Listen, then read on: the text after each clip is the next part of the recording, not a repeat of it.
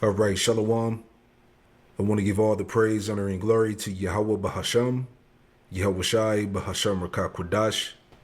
Double honors to the apostles and elders of Great Millstone who taught me this truth. Shalom to the hopeful elect. This article is from the epochtimes.com. The headline reads, it says, FBI thwarts ISIS-inspired New Year's Eve tea plot in North Carolina. Okay? The spirit of YAHAWASHI has been real heavy down here in Charlotte, North Carolina as of lately. All right? So understanding the time that we in, we're going to keep our eyes open and head on the swivel. All right? Ephesians 5:15. See then that you walk circumspectly, not as fools, but as wise, redeeming the time because the days are evil. All right? Understand, we're still in the midst of Jacob's trouble. All right? We told you that Jake was going to be the face of domestic tea. All right? So understanding the time that the days are evil. All right? They're getting ready to link us up with all these different psyops and tea groups, This is that time of persecution, Jacob's trouble. So let's get into that. This is down here in Charlotte, North Carolina again. So right at the top, let's start with that breaking news out of North Carolina. A terror plot planned for New Year's Eve directly inspired to act by terror group ISIS. That plan thwarted by the men and women of the FBI. FBI Charlotte on X confirming this. They say law enforcement partners thwarted a potential terror attack on New Year's Eve in North Carolina.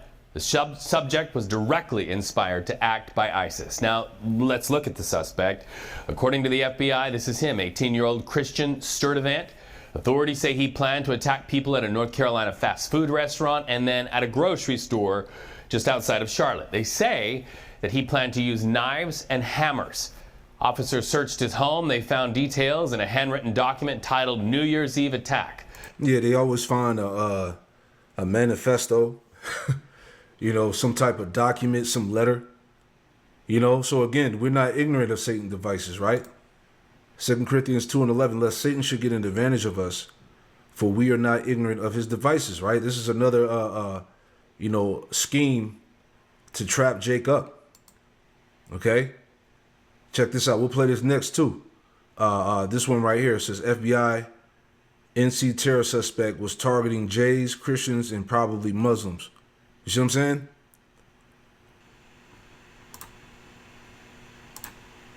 Charlotte. They say that he planned to use knives and hammers.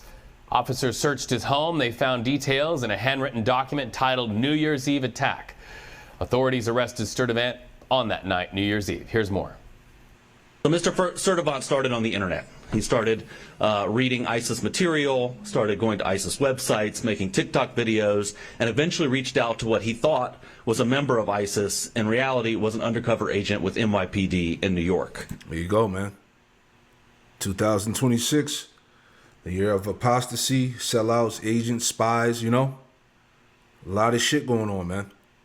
Okay, and I talked about this before as far as, the feds being concerned about people being radicalized on the internet.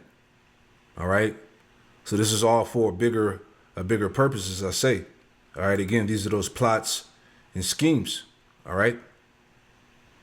This is Psalm 37 and 12. It says, the wicked plotteth against the just, and gnasheth upon him with his teeth. That's his power, man. The wicked plotteth against the just, and this is what's going on. Okay? These plans are set in motion. All right? They're going to have more false flags, psyops, things happening. You're going to have sellouts that's going to be used to fulfill the agenda of Esau, man. There's a lot of shit that's going to happen this year, man. Okay? But again, these are the plots and schemes. Verse 13, the Lord, YAHAWASHI, shall laugh at him, for he seeth that his day is coming, right? Because, Esau's out of there, man. They don't have a lot of time left, as we brought out last night. Okay? Elon Musk is going to be aggressively, moving forward to bringing forth the MOTB. All right? It says, and we're at the door of nuclear war as well. Verse 14, the wicked have drawn out the sword and have bent their bow to cast down the poor and needy, which is you Israelites. right? The poor and needy, and to slay such as be of upright conversation, right? So as we understand, a lot of this stuff that's happening is going to be circled back, all right, to the prophets, man. All right, we're not ignorant of Satan's devices. We understand that the days are evil. All right, a lot of weird shit has been going on, man. You know, let's finish it out. He pledged his allegiance to ISIS with that undercover agent, and he disclosed his plans to, quote, do jihad soon. He then met a second undercover with the FBI, who he also thought was an ISIS participant, and he started to be very specific with his plans. He talked with that undercover agent, again, who he thought was ISIS. He talked about where he was planning to do this attack. And you know, another thing I'm thinking about too, right?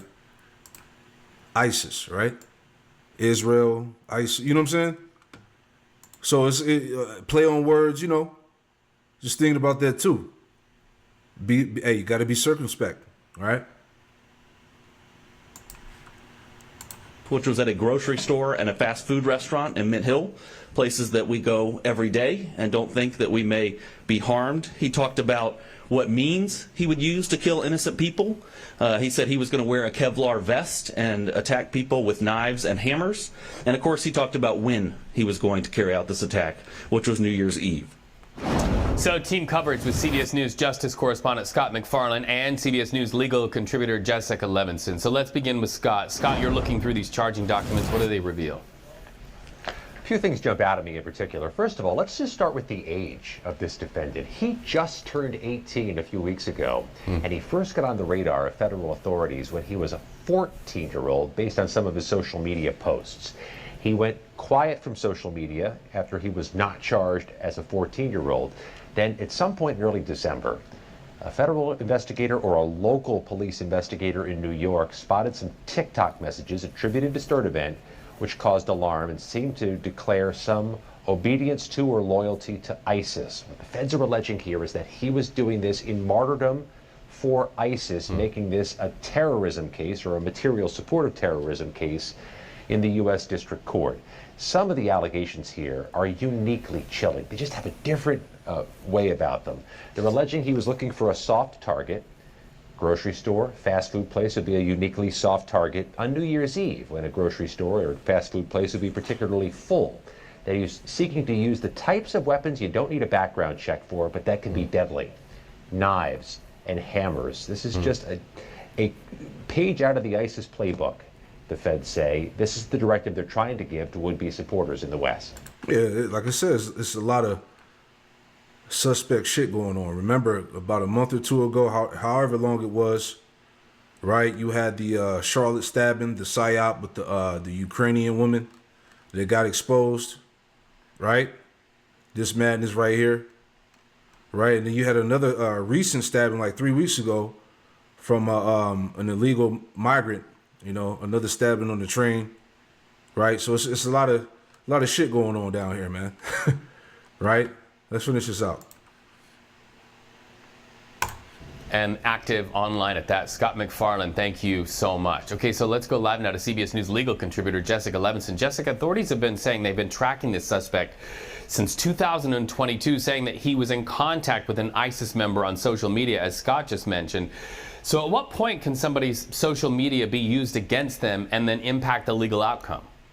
So generally speaking, social media will help to initiate an investigation, but it alone will not be enough. And you'll see exactly what we see here, meaning not enough for an arrest. You'll see, as Scott reported, as you've been reporting, that there was more. You have the suspect talking to undercover agents. You have the suspect being very specific about, these are the weapons that I want to use, this is where I want to use them, and this is the time I want to use them. Generally speaking, we want to be... That's what I said. You know, they're watching everything on social media. All right? They're ready to you know, shut it down. All right? The things that we talked about. All right? So there's not a lot of time left, as I keep repeating, man. All right? They're going to come out to social media. They're looking at anybody that they deem as domestic teas that have been radicalized over online content. All right, listen to what they're saying. Protective of online speech, even when we hate that speech. You have to have specifically something more where you feel like you're crossing the line from advocacy to a true threat. And generally, that something more happens off of social media. Just read, as we saw in this case. Right, and it's fascinating to me, Jessica. They've been tracking this guy, this kid really, since he was 14 years old. Authorities mentioned it's easier to bring charges now that he's 18. Explain that to our viewers. So in part because the juvenile system is more geared towards rehabilitation than punishment. I know it seems strange, like we always have to draw lines. If you're 17 and a half, is it that much different than 18 in a day? And the answer is we have to draw the line somewhere. So what's different? You're in an adult court. There are federal charges that are available that generally we don't think are available to juveniles. There are terrorism charges that are available that we generally do not see apply to juveniles. So there are a lot more charges that are available, and you don't have the same concerns about a long pretrial detention. You don't have the same concerns about, frankly, a longer sentencing. It's easier for prosecutors to put somebody in the adult system. There are just so many tools that are options for them in this case. Young mind influenced and still out there somewhere in the world, these ISIS operatives who got in this kid's head. Jessica Levinson, thank you. You see what I'm saying? These operatives that got in his head, he was influenced on social media, on the internet. You see, understand what's about to happen.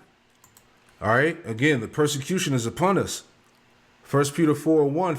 For as much then as YAHAWASHI have suffered for us in the flesh, arm yourselves likewise with the same mind. All right. We got to understand what comes with the territory, man. Understand what this devil is trying to do. For he that suffered in the flesh have ceased from sin, right? John 15:20, remember the word that I said unto you, the servant is not greater than his Lord. If they have persecuted me, they will also persecute you. If they have kept my saying, they will keep yours also. See that? So again, as our Lord and Savior was persecuted, man. All right, this is part of the walk. All right. They're about to smear Jake on a whole nother level in this time, man. As we ended, 2025 into 2026, man.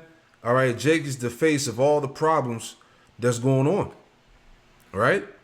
So this devil's getting ready to make a move. You see? Let's play some more. Right? I saw this one first.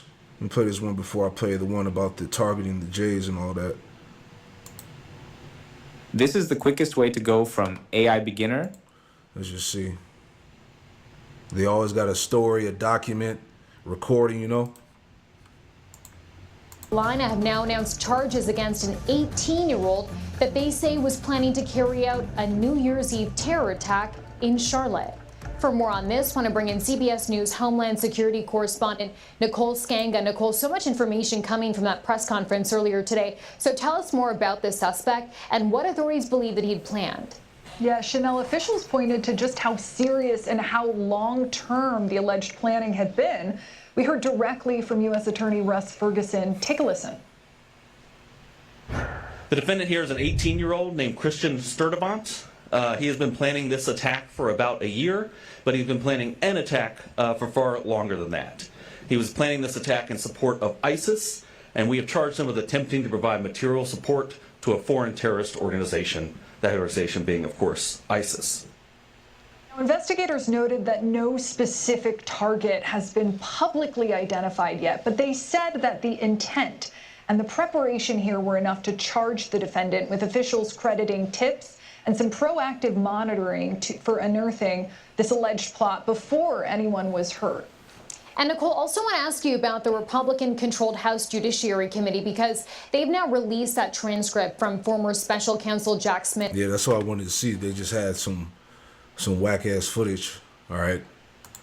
Let me see. Let me go back. So right up the top. There's another one I saw. Yeah. I guess they switched it up. There we go. I could tell you from his notes, he was targeting Jews, Christians, and LGBTQ individuals, and so you can infer from that that his family was in harm's way. I think that's a safe assumption. There you go. So that's what I wanted to hear. Jake is the face of terror and hate and all of that, man. So see what's going on. We're not going to watch this whole clip, but that's the point. All right? We're not ignorant of what's going on. So head on the swivel. All right? Like I said, the spirit has been heavy down here in Charlotte, and we just got our eyes. We watching everything, man. Shalom.